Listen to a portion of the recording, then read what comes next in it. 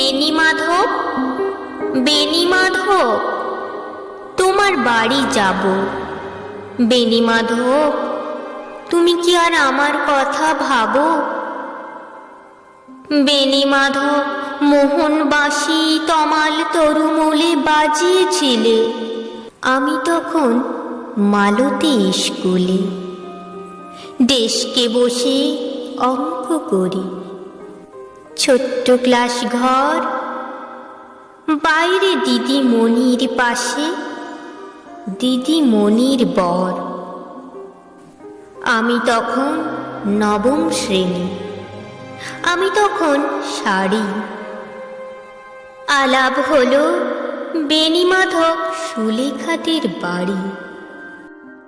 বেনি মাধব, বেনি মাধব লেখাপড়ায় ভালো, শহর থেকে বেড়াতে এলে আমার রং কালো। তোমায় দেখে এক দৌড়ে পালিয়ে গেছি ঘরে। বেনি মাধব, আমার বাবা দোকানে কাজ করে। কুঞ্জে অলি গুঞ্জে তবু ফুটেছে মঞ্জরি। সন্ধেবেলা পড়তে বসে অঙ্কে ভুল করি। আমি তখন নবম শ্রেণী, আমি তখন 16। ব্রিজের ধারে বেনি মাধব লুকিয়ে দেখা হলো। বেনি মাধব, বেনি মাধব, এতদিনের পরে সত্যি বলো, সেসব কথা এখনো মনে পড়ে? সেসব কথা বলেছ তুমি তোমার প্রেমিকাকে? আমি কেবল একটি দিন তোমার পাশে তাকে দেখেছিলাম, আলোর নিচে অপূর্ব সে আলো। স্বীকার করি দুজনকেই মানিয়েছিল ভালো। জুড়িয়ে দিল চোখ আমার, পুড়িয়ে দিল চোখ। বাড়িতে এসে বলেছিলাম ওদের ভালো হোক।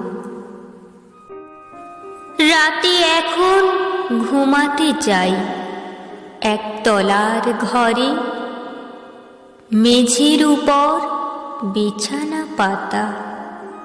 জ্যোৎস্না এসে পড়ে, আমার পরে যে বোন ছিল, চোরা পথের বাঁকে মিলিয়ে গেছে। জানি না আজ কার সঙ্গে থাকে, আজ জুটেছে, কাল কি হবে। কালের ঘরে শনি আমি, এখনই পাড়ায় সেলাই দিদিমণি। তবু আগুন বেনি মাধব, আগুন জ্বলে কই? কেমন হবে আমিও যদি নষ্ট মেয়ে হই?